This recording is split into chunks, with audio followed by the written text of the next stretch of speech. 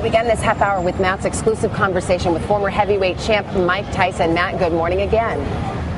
Hey, Savannah, good morning to you. Mike Tyson has never been shy about expressing his feelings and emotions in public, but last week's press conference was candid even by Mike's standards. He admitted to falling off the wagon, to having thoughts of suicide, and even said he's not sure how much longer he'll be alive.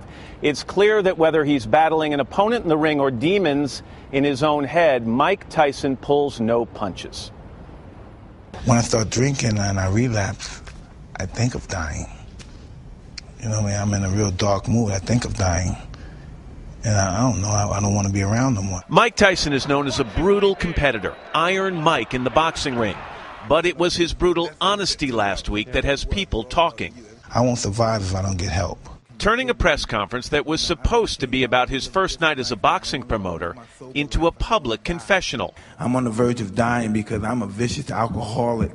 The former heavyweight champion went off script and into the deepest recesses of his psyche. Because I'm negative and I'm dark, and I want to do bad stuff. One of the moments of the press conference that struck me, and I watched it a couple of times, you pointed at your head and you said it's dangerous to hang out in this neighborhood. Alone, yes. Up here, right? Alone, yeah. It wants to kill everything. It wants to kill me. And all I could think of is what a tough way to go through life on a daily basis, kind of fearing what's going on in your own head. Well, I'm so happy you don't have to go through that. But, yeah, it is kind of strange and scary. How long has that been going on? I was born that way. During the candid press conference, Tyson confessed his latest sins, falling off the wagon and lying to friends and family about it. I've been sober 12 days now. It's tough. I'm mean and irritable. Yeah, at the press conference, it had been 6 days, and you said, this is heavy stuff here. I looked at your face as you were saying it, and it looked like it was a real challenge for you to get through those 6 days. Yeah, it's a real challenge because I don't like, I don't know if I like this sober guy. It's hard for me to live normal. Straight is hard. Tyson's wife, Kiki, is trying to keep him on that straight path. When's our anniversary? June 10th. No, June. You got the right month. I'm sorry. 6th. June 6th. Cameras captured moments from their marriage for the new documentary series, Being Mike Tyson, which also takes him back to his old neighborhood in Brooklyn. In one scene, we go to the school that's right down the street from my old neighborhood. And we go in there, and it reminds me of prison. It's just chaotic. There's no control. The people go nuts. And the kids are beautiful, you know? And I'm just saying, wow, this is me. At one point, I didn't know, you know, I didn't really think I wanted to do this. But you're smiling about it, so I'm looking at you. You didn't seem to mind it too much. No, it was fun because I found out a lot about myself. Like? I'm a very scared young boy. Still afraid. I'm listening to you say that, Mike. I'm thinking, this is the guy I watched terrorize opponents in the ring, and he's telling me he's a scared little boy. And it just doesn't make sense. I'm very vulnerable, you know. I was very vulnerable. Being in Brownsville, evoking memories. Tyson has made amends to many old friends and even some old foes. Oh, I'm in a dream day after day. But some things he won't apologize for. I've heard you take responsibility over the years for a lot of bad behavior.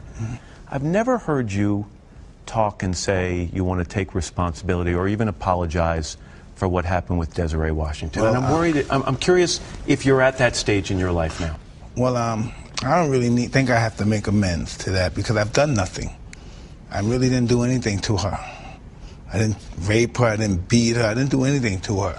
And I'm not going to make amends. I made amends to myself, but to her, no. Tyson was convicted on rape charges and spent 3 years in prison. So does that period in your life haunt you? Not as much as it used to. Explain that to me. It just doesn't. It really doesn't. It just doesn't no more. I'm at peace with myself, pretty much. There we were. And he shows it in the upcoming HBO special, Undisputed Truth, a recording of the one-man show he has performed on stages around the world. In it, he shares the advice he received from a former trainer. And you remember, Mike, to be careful how you fight your fight, because the way you fight your fights be the way you live your life. You said one time that one of the things you learned is that to succeed greatly, you have to be willing to fail greatly. Oh, 100%. No one failed more than I did. Nobody's seen more than I've seen. none of these fighters, none of these athletes. I'm the king of the barbarians. There's no one that could surpass me in the pain I've endured. That brings up, obviously, tough memories for you, that pain. Yeah, that's probably so. But I can deal with it. I can handle it. You're going to see a lot more of Mike Tyson in the coming months. That show, Being Mike Tyson, premieres on Fox Sports on September 22nd. He's got a memoir and a show on HBO coming in November. And this interview went on and on. We'll put the entire thing online on today.com. Guys, back to you. Matt, it's so extraordinary to watch. I mean, he's a controversial figure, hated by some, but to see him so raw, how did it strike you? He is in complete conflict in his own mind. You heard him contradict himself. He said, I'm at peace with myself. But earlier in the interview, he said he can't live with the guy he is and doesn't know how much longer he'll be alive. So there is an awful lot going on inside his mind, and I think sometimes it confuses even him. Well, Matt, thank you. An extraordinary interview. As you said, we'll put the whole thing online, and we'll see you back here in New York tomorrow.